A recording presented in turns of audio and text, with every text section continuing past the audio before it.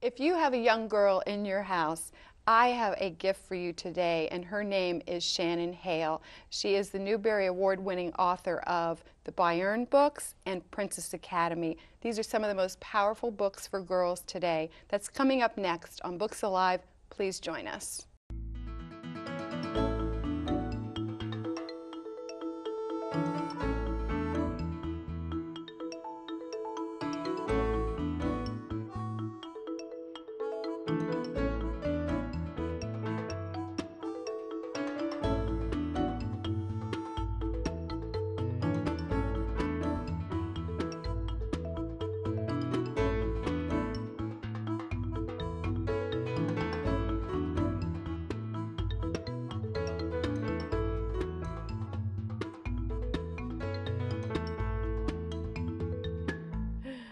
And thank you so much for joining us here today on Books Alive.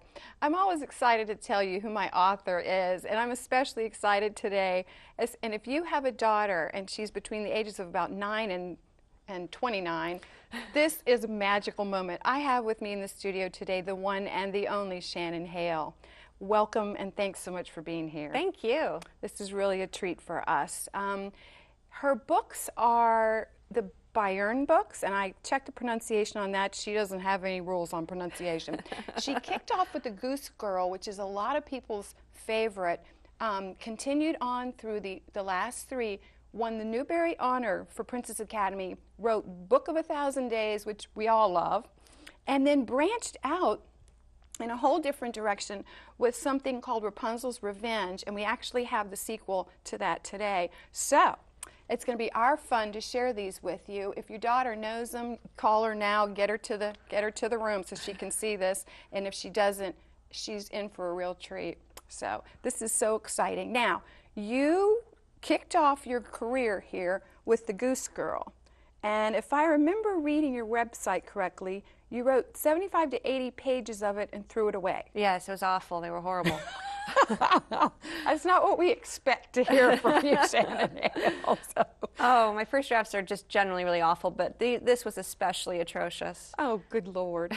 All right. Now, can you just give us the sense of the plot line here so everybody will know where we're going with this? The Goose Girl is based on an old Grimm's Brothers fairy tale, the story of a girl whose mother sends her to marry a prince she's never met in another kingdom. And as they're traveling there, her lady-in-waiting, who's supposed to be her confidant and her protector and her closest friend, betrays her. And she wants to be the princess. She wants to put on the princess dress and ride the princess horse. No one in the new kingdom has seen the real one, so she's going to pretend to be the real one. And the real princess becomes a goose girl while she tries to figure out how to reclaim her name. Well, I know that fairy tale is a favorite sort of tool of yours. Is that how you would describe it? Sure. Okay. And tell us why you do that. I think partly it's because I grew up with fairy tales. And I think the stories we read when we're children are so magical because they're the foundation stories, what we build our storytelling idea and soul upon. And The Goose Girl was one of my favorites when I was little. We had this big illustrated what do you even call that? I want to say guide, that's the wrong word.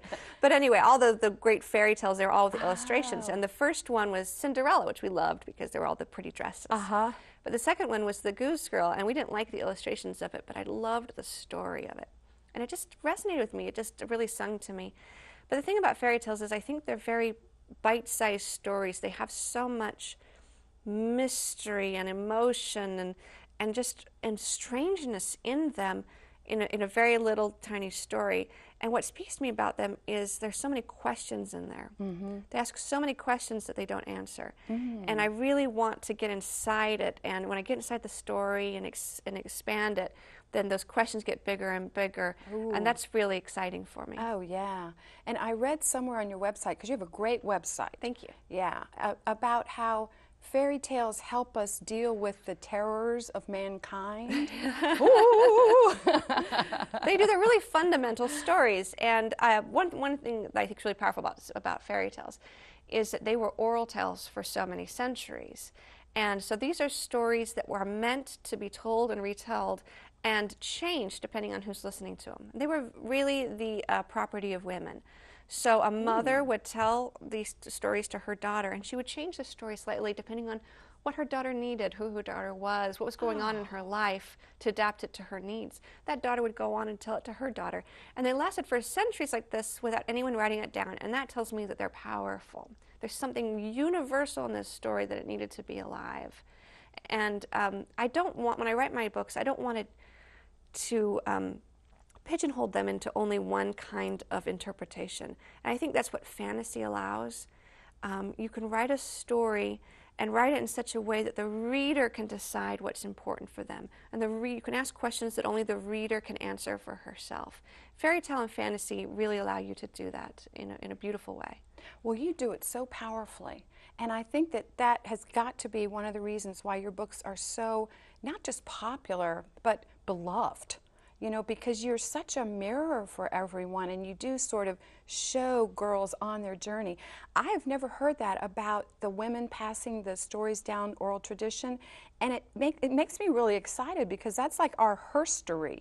Yes, you know, you always have the history, and we can kind of claim fairy tales as our herstory. When you read history, it really is so much about men. The men were recording it. It's about the wars and all that. One reason why I love Jane Austen is she's one of the few writers who wrote about her own people, her womankind in her society. Wasn't writing about people she didn't know. This was a real history, and I've heard men speak against her, saying Napoleonic Wars were going on, all this great history is going on. She doesn't even mention it, and I think, oh, you're missing the point. This is the women, this is the girls, this is what was important to them. Yes. We're hearing them speak. I love that about Jane Austen. I love that about fairy tales. This was what is important to these girls. This is what mattered to them.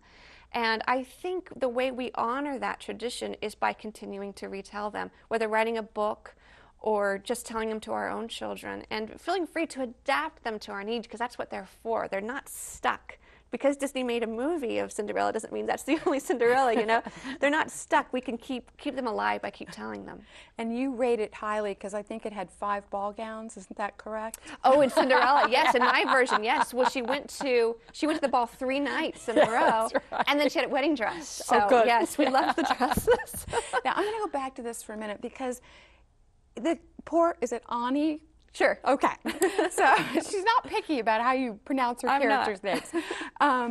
She is, you know, blessed with her aunt at the beginning, because she really can find out who she is. And yet her mother, with her powerful gift of people speaking, really does not embrace that gift and does not nurture that gift. Yeah. So she's sort of left in a mixed place of, well, who am I and how can I be me? Right. And I thought that in terms of mothers and daughters, that was such a wonderful conflict to set up, because I think, you know, mothers and daughters have conflicts. Right. And the mom's trying to do the best thing. She thinks she's doing the best thing by sending her off. You know, I think the teenage years, what they really are so much about is when you're younger, you're so dependent on your mother, and your mother is so much part of your personality and who you are. As you get to become a teenager, we start to take a step back from that mother figure and say, my mother's a separate individual, I'm a separate individual, and there's a heritage there, but what parts do I take and what parts are my own? And her journey, I think, is really is symbolic of that in a much larger sense, that she is sent away physically from her mother. She's removed completely and has to form her own identity away from this very powerful queen figure who dominated her life so completely. And she's not really a fully formed person when she leaves. It was important to me, and it's the same in the fairy tale. It was important to me to honor that idea that sometimes we're half a person. She was half a girl, and she had to go out. Before she was ready, she had to go out and experience these things and go through so many trials and make so many decisions on her own and make mistakes before she could really form the rest of herself. And there comes a point when here's her mother with the powerful gift of people speaking, who can sort of, you know, convince anybody to do whatever she says. Ani's trying to find a voice. Yeah. Just, you know, totally. And when she goes and makes her friendship and she becomes the goose girl, and she, at some point in the story, she sort of looks at the mirror again and she sees that she's changed so much. And how did you change her? Because I think every female picking this book up to read it is going to be going, all right, how do we do that? How do we get there? You know? So do you have an answer for us? You know, I think she had to live. She grew up in a very sheltered environment. She was a princess, and her world was this big, you know, and she had to actually go out and live and form relationships. And I think part of her childhood was that she wasn't allowed to form relationships. And I think that that's so much of how a person develops yourself, because we aren't in isolation. And I think sometimes we think about our identity. I have to find out who I am, and what. So much of who we are is actually just relationships with other people. And so she had a chance to forge those. She met all these other people who had such different lives than her own, but who she could find a connection with. And making all those connections, this sort of the spider web of connections and relationships, and that helped form herself. Oh, that's a wonderful answer. That's a beautiful answer. Thank you. I think I came up with it by myself. That's very good. Would you like to sing now? Are we doing Journey? Yeah, Just sure. a small town girl. We were talking earlier about journeys and her ability with karaoke. So you just got a brief, glimpse of that. I have other no talent ability with karaoke. But I was on tour with Libba Bray one time. We wrote The Great and Terrible Beauty. And we would end all of our events by singing Total Eclipse of the Heart. Oh, wow. But she could actually sing, and I can't actually sing, but she'd make me do the long part. She got to just do the turn around part, and I had to do the whole. It was totally unfair. But, we now laughed. that we want to see. So Yeah. we'll have to get the two of you back here together. All right, Fabulous. Anna. Yes. Now, she has a whole different challenge. Oh, Anna. Yes. And I told you this is the Yes. one that I struggled with the most, Yeah. her as a character. Give us the plot line for Anna here. Well, Enna came about because after writing The Goose Girl, I really needed to be with a character who was very different from Ani. Ani was very quiet and reserved and unsure for much of the time, and I wanted to just experience someone who was rash, who would just make decisions before thinking, and what that gives you is a possibility of a character who can make really big mistakes. Oh, that's great. And Anna can make, when she makes mistakes, she makes huge mistakes. But at the same time, I could always understand why she did it. I couldn't condemn her because I was inside her and I knew why she was trying to do what she thought was right. She was trying to do the right thing, but she's just such a character and she was faced with such a problem. The magic system in these books is that everything has a language. And if you learn that language, you can communicate with these animals, or in some senses, control. For example, Ani with the wind, well, Enna learns the language of fire. And fire, just by itself, it's destructive, it's bright, you can't ignore fire. And I began to think, what would it be like to have that inside you, and with the kind of character that Enna is. So Enna's adventure is crazy and dangerous, and makes some people really uncomfortable. It's hard to be inside of a character and make such big mistakes. But I felt like it was an important story for me because we do make big mistakes sometimes. And I meet a lot of readers who say, "Ooh, I am Enna, I'm just like that." But so many others who are nothing like Enna. And I think the purpose of reading, in part, is to experience a life inside someone who's different from you, so that you don't have to do what they did. You don't have to go through their shoes, and you can feel what it would be like. But also you want to read books about characters who are like you, because it gives you a different perspective, allows you to take a step back and look at the character and then understand your own self more. So that's one reason why I like to do a lot of very different girls in all of my books, because you want each reader to read someone like themselves and also someone not like themselves. And in this one, she has this gift, and I think everybody's looking for their gifts. Who is she if she's not with fire speaking? Yeah. And they're looking for their gifts. They're wondering what they are. Sometimes you need somebody else to tell you what they are, like Rezo. Right. It's like, how much of this gift is going to be a good thing? Yeah. And how much of this gift is going to be too much? And you have to learn the balance in that. And you also have to learn she gets control of that gift rather than the gift getting control of her eventually. And I think everybody sort of has to find that balance and that sense of self-control inside with whatever it is. I think everything in our life requires some measure of balance. I'm a mother and I'm a writer, and that's a lot of balancing. And it is a balancing act just to figure out how these sort of things can work together and to be all right. If I spend too much time on one, I neglect the other, and that doesn't work. And I think with the commitments in our life, that's very true, but also just with our desires and our yearnings and our hopes, and always finding a balance of those things. One way we balance ourselves is by, like I was saying, through relationships, having people in our lives who are different than us that can kind of give us perspective. But also sometimes it's not taking ourselves too seriously and being able to laugh at things and let go of things. Yes. And, the balancing in her life is very real and very it's life-threatening. But I hope each reader takes away something a little different from it, saying, okay, what is it in my life that I'm balancing, and how can I do that? And also to be able to make a whole lot of room to be a whole lot of a woman, you know? Absolutely. And have all those things in there that you're trying to balance. Yeah. Okay, let me grab River Secrets over here. Excuse me. Okay, now we've got a whole different focus here. This one has a guy. Yeah. Yeah, and you love him. I love him. Oh my gosh, he is such a great guy. He is. Okay, sketch this one for us. River Secrets, Razzo, he was this great little character, that the easiest character I've ever written. He just came to life in Goose Girl, and he wasn't going to be in a Burning, and then he ended up having a major role. And I wasn't going to write another book in this series, and then along came River Secrets. He was just so vibrant and funny, and where Anna's so intense and Ani's so good and true, he was so relaxed and easygoing, and talk about relationships. He could make a friendship with anybody, and it was so appealing to me. Is he make friends with the prince? He make friends with the maid, and he's just such a wonderful kind of guy. But he was also a little lost himself. I mean.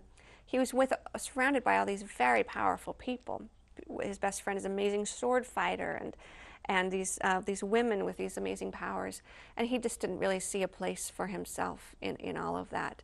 And so this journey is him understanding what his own talents are.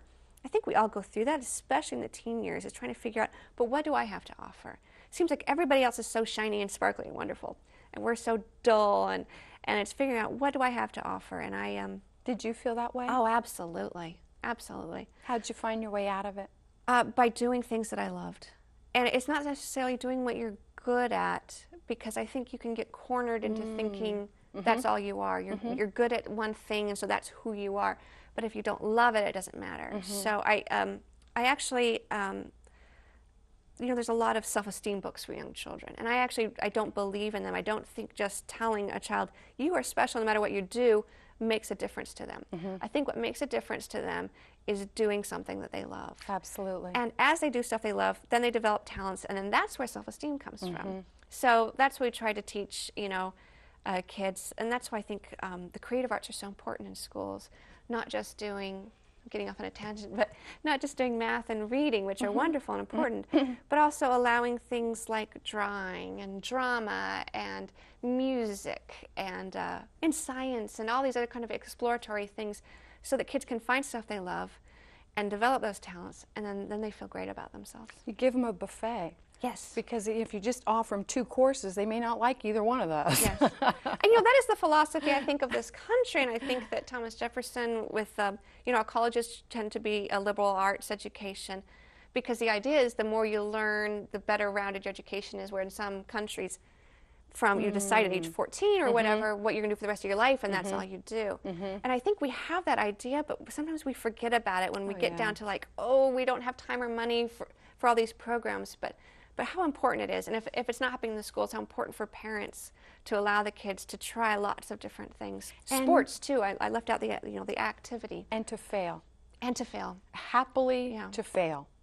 Because you get to fail and experience failure, and you live, and you learn, and you go on. And that is so important, because I really think our kids need to be able to risk. Yes. And if you're always thinking you have to succeed and do something that you're going to be successful at, you miss so much. You just really do. Absolutely. Now, he is one of Bayern's own.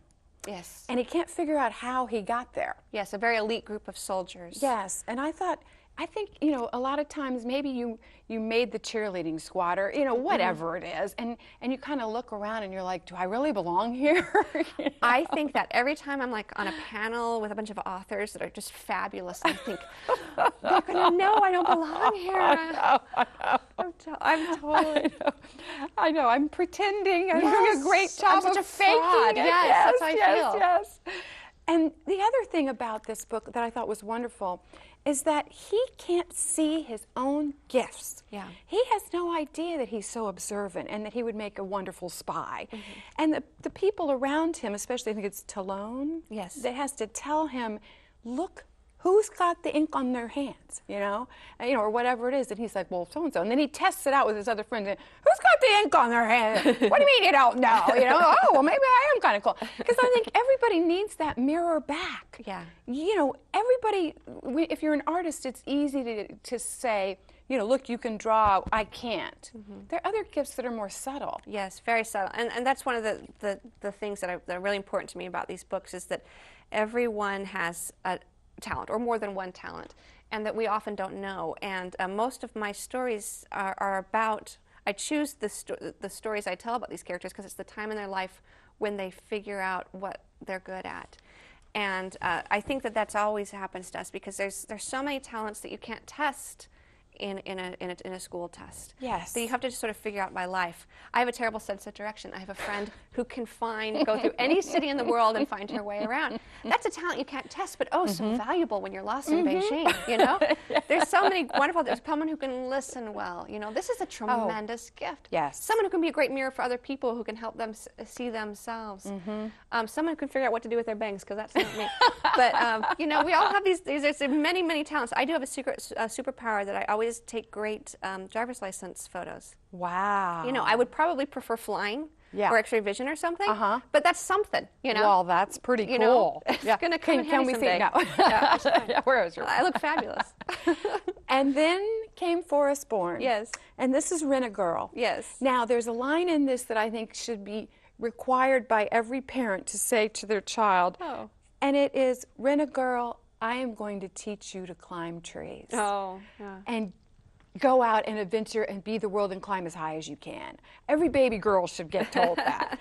But this girl has a whole different challenge. Yeah, she was a challenge, and she was a challenge to write too. She did not flow as easily as Razzo did. Razzo was her brother, and she went through some very dark places internally.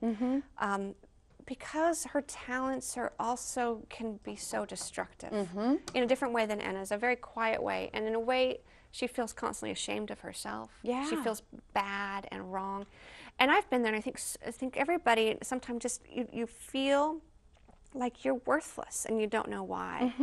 And her journey, so while there's a lot of adventure and things happening on the outside, it's mirroring this own very dark internal journey where she's trying to forgive herself, to understand herself, and come to a place where she can accept that and allow herself just to be the girl that she is and to have relationships. She's cutting herself off from people, and because she feels she's so harmful and bad.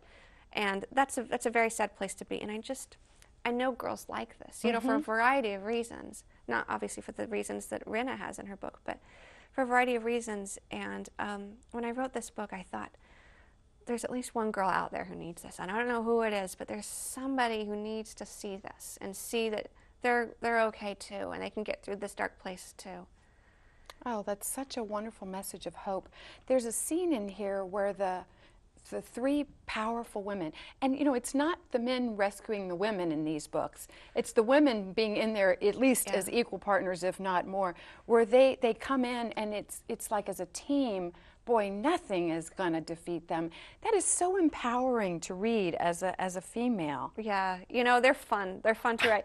And you know, sometimes people ask me, you know, why I write strong female characters, and the truth is I feel like I'm writing realistic female characters. I don't feel like I'm making them stronger than they really are. The women I just know are very, very powerful. And while I can't actually start fires by the will of my mind. You know, I'm just as equally powerful in other ways. And the interesting thing for me about Forestborn and Rin is that she is with these three very, very powerful women. And she's very quiet, withdrawn, and in a way, by the end of the book, she becomes quietly the most powerful of them all. And, you know, I think sometimes that is the real struggle with women, is not how can I be powerful, but do I dare? Exactly. Do I dare actually be as powerful Claim as I it. am? Claim it. And again, it's that balancing. And Rin needs to go through so much to figure out how she can be as powerful as she really is. And not be afraid of herself, and always try to pretend to be one of the other people around her. Oh, I'm just like you. I'm just like you. I'll try you out, you know. Right. But be you. Yeah. Be you. And form all honest the time. relationships. Yes, and be true to herself. Okay, so those are the 4 Bayern books. Now, she won the Newbery Honor for Princess Academy, followed on the heels with Book of 1,000 Days, and we're going to take a look at those when we come back. Stay with us. I'm a single mother of 2 kids. I work a lot. I come home tired. We do miss a lot. He dropped out for a whole month. Sometimes I would talk to him and he wouldn't even turn around and look at me.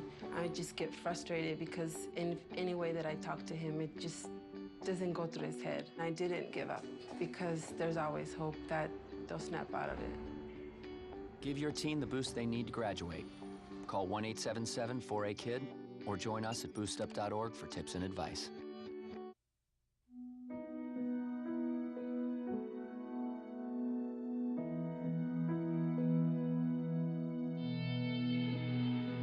Every year, mothers lose their babies to gun crimes.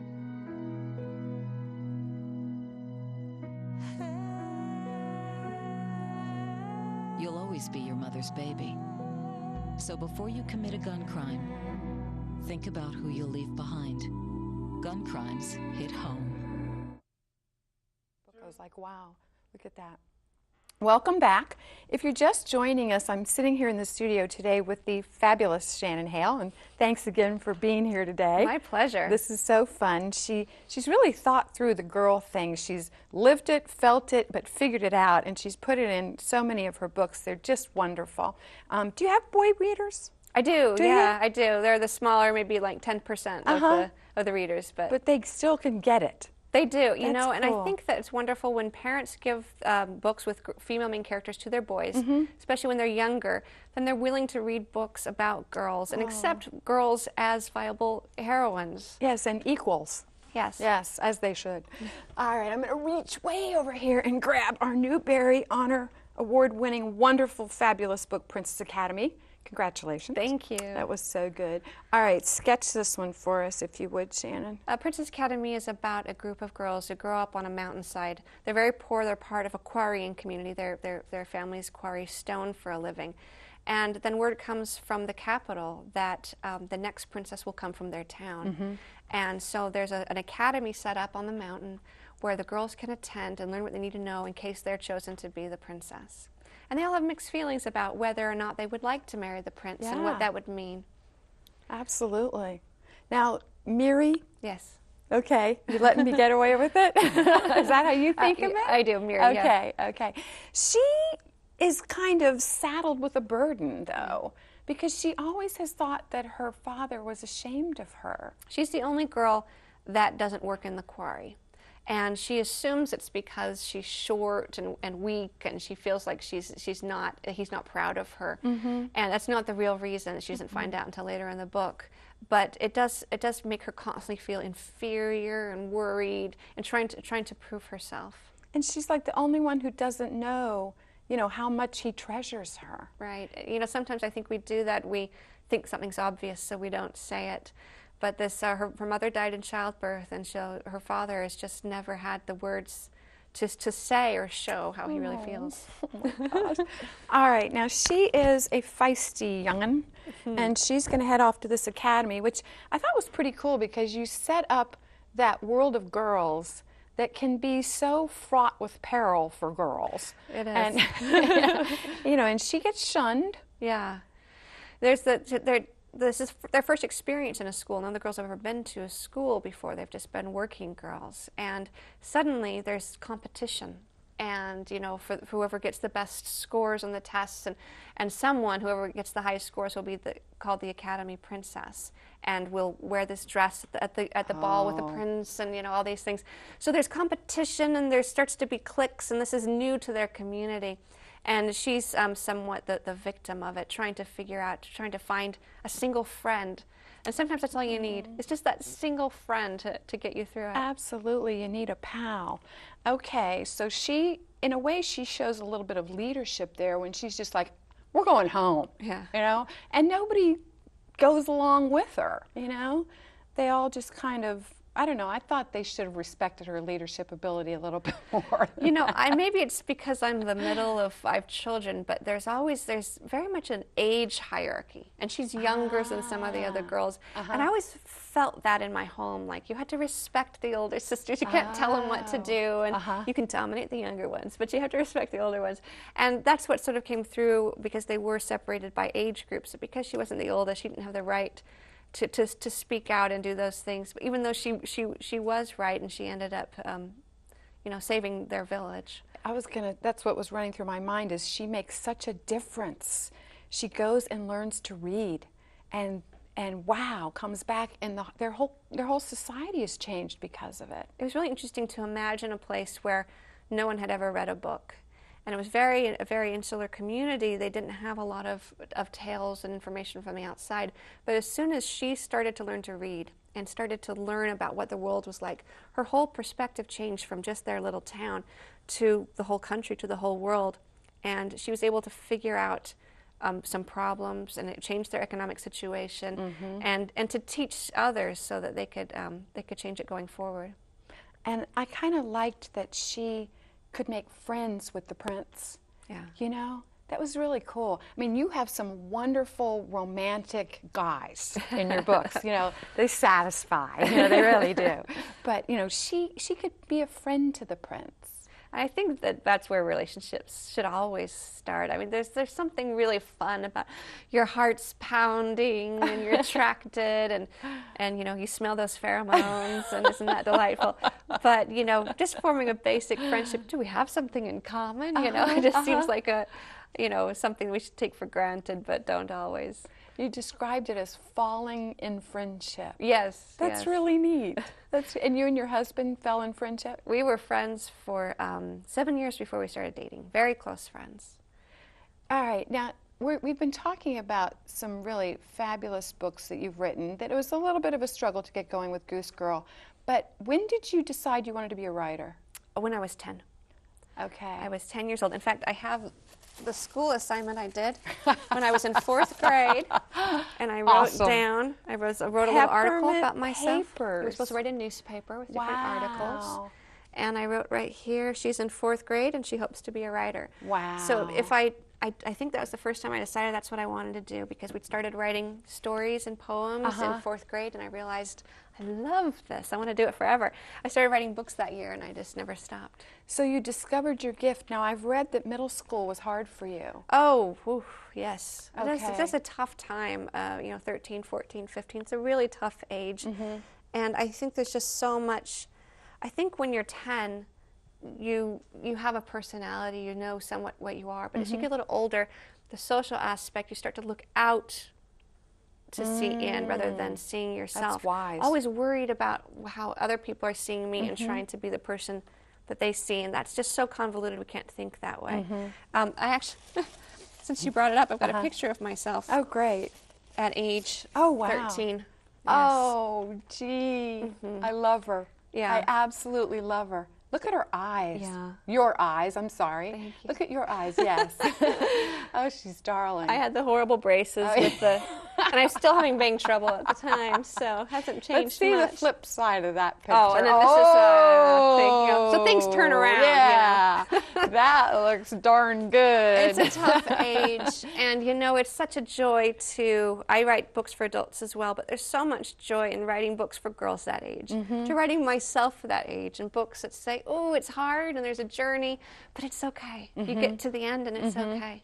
Now, when you were going to go to graduate school, I was just telling you I'd been to Missoula, Montana, and had seen where you had been in school, but everybody else was getting a teaching assistantship or something, right? And why did they tell you that they got those and you didn't? Yeah, I was the only person in my program by the second year that didn't have a teaching assistantship. And when I asked how they were awarded, they told me it was they were awarded based on the quality of your writing. And so I was considered the worst writer in the program.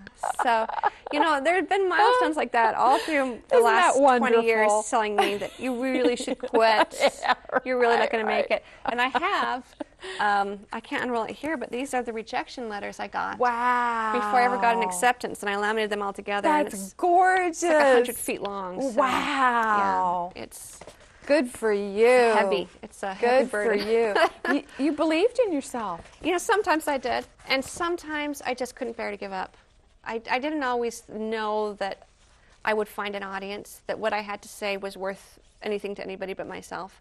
But I knew I just had to because I loved it. Yes. And I didn't feel good about myself unless I was writing, unless I was telling stories. You have a quote on your website about being a writer. It makes horse racing look like a noble, stable profession. Yeah, I think Dan Steinbeck said yes, that. Yes. Yes. It's true. It's not, you know, you can't really think about it as a career. It's a mental illness is what it is.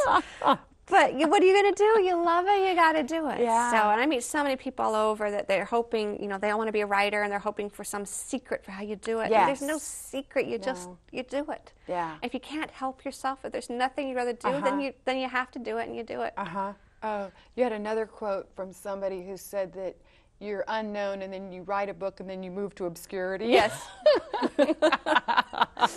Are you obscure? I mean, do people know you out in public? Sometimes, you know, it's you know, occasionally I get recognized in public. I don't know how, from like maybe the book jackets or something. But then, you know, other times I never tell people what I do. If I'm meeting someone new, I never say I'm a writer because it's sort of awkward because someone introduced me and say, "This is Shannon, she writes books." Oh, what have you written? And then I'll say, and they don't know it, and then it's always like it's so awkward. It's like, you know, there's millions of writers. You don't have to know me. It's okay. But you know, I do kind of keep it a secret. Oh, wow. Well, I know there's about 1 million girls who know exactly who you are, and you're no secret at all. It's funny, you get to be famous in a little sphere, you know, and the rest of the world doesn't care. And that's so fine. Yeah, well, we're going to change that. Book of 1,000 Days. Yes. Oh, did you have fun with this? You set it in medieval Mongolia. Yeah, I did. My parents were living there at the time, and I just started doing research, and I was fascinated with the culture. Hold it up. And, you know, a lot of my other books, I took inspiration from the lands of my ancestors from Germany and Scandinavia. And this one, I went to a completely different place than I'd ever been before. But such a rich, wonderful culture that I never read about before. And I did. I had a lot of fun with that book. Oh, it's great. All right, you've got 2 girls, and they are really in a tight place. Yes. Yeah, the book starts out where Saren refuses to marry this king that her father wants her to. Good for her. Yes, and so to punish her, her father locks her in a tower for 7 years, locks her in there with all the food that she needs for 7 years, bricks up the windows and doors, and she locks her in there with the maid. This book is also based on a fairy tale. And in the fairy tale, they don't tell you much about the maid, and I always thought it was very unfair, because, like, what did she do to deserve to be locked in that tower? So I tried to reclaim her voice, and the book is her diary, her journal of their imprisonment and then what happens after they get out of the tower. I admire that maid. Yeah, I do Dashti? too. Yeah. So much. I want to be like her. I do I want to too. find out how to do that. I knew what's funny is she was sort of a way for me to come to terms with my mother a little bit, because my mother's a very different personality type than me. And so I wrote Dashti with some of my mother's characteristics, and I ended up just loving this girl so much and wanting to be like her. It was kind of a wonderful personal exercise. Oh, my. Well, she's so, you know, she says she's made of mud, and she's a mucker. And then you've got the gentry gal over there, and she's been created in perfection by the ancestors, you know? And yet, as you develop the two, you know, it's like the one has so much life and courage, and the other ones, you know, I mean, she has courage too, but it's a little bit different. It is, yeah. They were a very interesting pairing. The noble lady who's very, very weak, very beaten down. And, you know, as I started to write this book and I realized what kind of character this noble lady was, what made her like this? Why is she like this? And my husband suggested something really ridiculous. I was like, oh, come on now, please, we can't do that. Yeah. And as I started to think about it, I was like, ooh, wait a minute, maybe I can do that. And I don't want to give it away, but the reason why she won't marry the Khan is because of my suggestion from my husband that was about the most horrible thing I could think of. So that all came from him, and originally I thought, that's ridiculous, but we ended up doing it. But it was fun to put two very, very different people together and see how they learned from each other and how they managed just to have a weird relationship. You're locked. I can't imagine anyone you want to be locked in a tower with. No. A lightless tower for years. Yeah. And certainly not those two, but they they somehow scrabble their way through. There's no outside stimulation. It's you, her, and the rats. Yes. You know? Now, I thought the tower was a wonderful symbol, I guess, for what we all kind of do to ourselves sometimes. You know, you sort of lock yourself up in your own beliefs, your own perceptions, and even when they get out of the tower, Saren is afraid to leave it. Yeah. And I think a lot of times you're like that. You cling to what you know, and you don't want to break away and have that change and go on. And yet risking like that is the way. It's the path. It's the journey. Right. So, and then you sent the two of them out, and she is going to get her feet on the ground, which I thought was lovely. I really did. I was so glad she didn't just stay in that awful place. I was so glad to see her grow. Thank you. My pleasure. But you have to love Dashti. I mean, she just perseveres through the whole thing. She's a wonderfully strong character, and she starts out with these ideas of her inferiority. The religious system and the culture teaches her that she is inferior. And as she goes through, she began to see other people's worth, and as she sees other people's worth, she begins to realize that she as well has that same worth. And she does the most wonderfully brave. There's a scene in the book when she literally just takes her life in her hands and puts herself out there to save people she loves in a very dramatic way. Yes. And it's maybe one of my favorite scenes ever. But there's a very quiet moment in the book, too, where she gives Saren the cat that I think is perhaps my, I think the whole book is worth maybe just that one scene. And she feels such ugliness inside of herself, you know, when she has sort of a jealous experience there. Yeah. And then she overcomes that. Yeah, I just thought, wow, you know, I could aspire.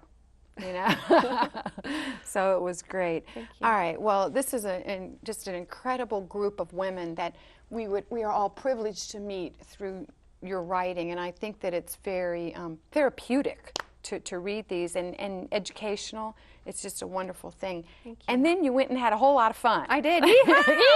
Yeehaw! Rapunzel's Revenge. Yes. And you did this with your husband. I did with my husband. We wanted to collaborate on something. Wow. He loves superhero comic books. Oh, and great. I love fairy tales, so we took a fairy tale heroine that we could turn into a comic book superhero, and Rapunzel with her braid, using his whip and lasso, and sent her to the Old West. It was a lot of fun. And a really cute guy. Yes, well, there's always a really cute One guy. needs him. And this, of course, I'm going to show. You show the last yes, page. look. The boys that read this, they're like, they skip over the last page. They're like, Well, it's a fabulous adventure, and done as a graphic novel. She really branched out and did a whole different thing. So do you write it and then your husband sort of fills in the blanks, or how does that work? We outline together. We take long walks and just talk and talk and talk. And then I would start to write, and I would leave holes for scenes I thought he'd be good at. He'd go in and fill the holes and change stuff that I did. And we just kept going back and forth like that so much that we don't know who wrote what. Oh, wow. And then, of course, the illustrator was Nathan Hale, who's not related to us, so he's just fabulous. Isn't that amazing? Yeah, it really is. Okay, and this segment will probably launch in January, and so we have the fun of saying this is coming out in January, yes, right? It is. This is the sequel, Calamity Jack. And I haven't read this one, but I sort of sneaked a peek. Yes, it's fun. Yes. So he is the original Jack and the Beanstalk Jack. So you sort of intertwined. Yes, absolutely. So this is his story. Rapunzel's Revenge is her story, and then she comes back to the city with him and helps him take care of his giant business. Oh, his giant business. Oh, that's great.